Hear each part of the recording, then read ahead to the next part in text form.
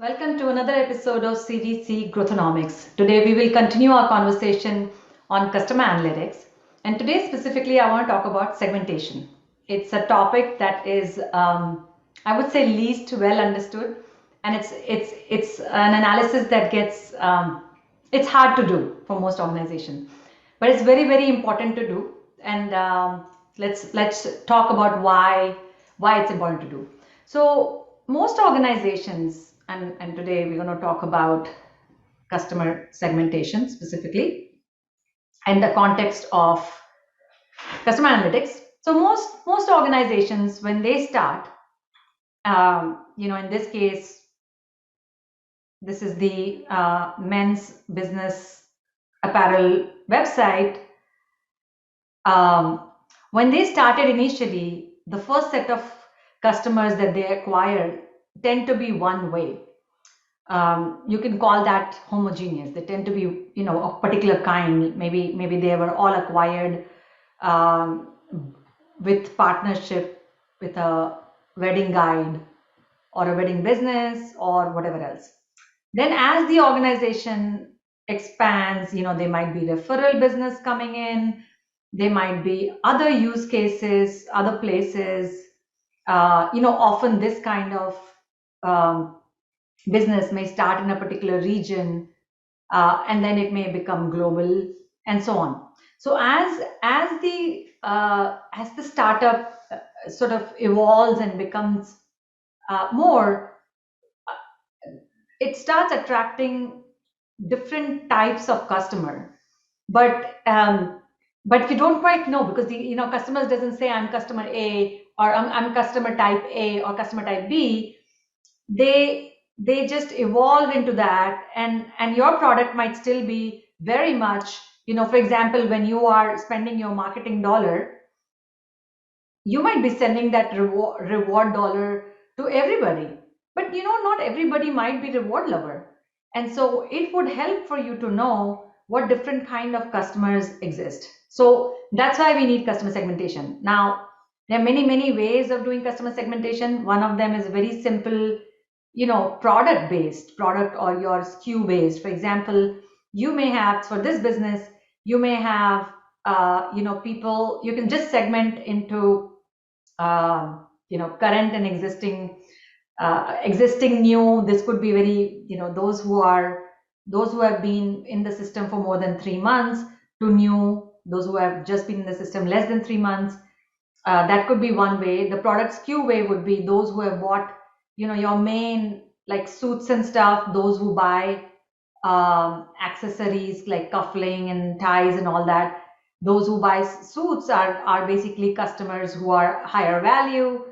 Accessories are smaller value. So those who do not buy suits but buy accessories can be in this group. These are very simple ways of segmentation. Another way of segmentation could be what's called, based on recency, frequency, monetary. Either just one of them or all three of them, or in between. So monetary could be, you can have customers who on a monthly average spend between $0 to $100, $100 to $200, and anybody who goes above $200. So this could be your monetary segmentation. Same for frequency, people who buy monthly, bi-monthly, or more. Recency, people who bought last month, or those who did not buy last month. Or you can do combination of low, medium, high for all three of them. So it will be 3 times 3 times 3. You can have 27 segments right here, from low, medium, high on monetary, low, medium, high on recency, low, medium, high on frequency, right? So there are these very simple kind of segmentation that exist. But there's more. There's more. You can also combine. Oh, you can also segment based on demographics. Uh, like basically customer demographic could be another one. Customer behavior could be another one. What do they do?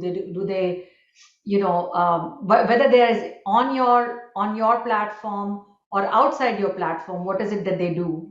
That could be another application. Or another way is you combine all of these things, who they are,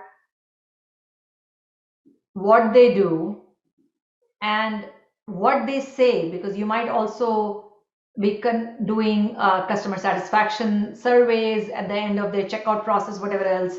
You can combine all of these attributes, which might be many of these attributes, together into what's called a clustering exercise, which is self-emerging. And you may come to something like, for example, what they do. There are people who redeem your coupons, right? And there are people who don't. And if you were to combine that information with, their age and others, maybe what may emerge is that you might get 7, 8 very clear segments. You might have people who are reward lovers. Reward lovers maybe, and I'm just profiling them on profits for the company as well as growth here. So they might be reward lovers who are, the segment is not growing very well, but they are also low in profits. They might be people who are very much style lovers, the customer segment, which is style lover, which is really highly profitable, maybe also highly growing for you.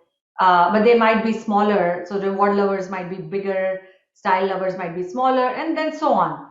Convenience lovers and so on and so forth. So they might be this approach of clustering. So this is what you can start from, can be very simple, based on like new and existing product usage, RFM, or you can take it much more complex, and or evolve it into eventually doing it on demographics, behavior, or combining it all together to self-emerging clusters, which have, now the reason you would do segmentation is so that you can build your product, and you can customize your offering, you can customize your marketing messages accordingly. So somebody who's a style lover may really respond to your marketing messages, which is about new styles, new fabrics available. Whereas somebody who's a rewards lover may respond very much to, dollar saved kind of situation, right? So we need to know who is basically what, and what are they reacting to. This is the growth. This is growth, and this is profit, let's say. So yes, so there are many ways of doing segmentation. The most important part of all of this is to know that you want to do segmentation.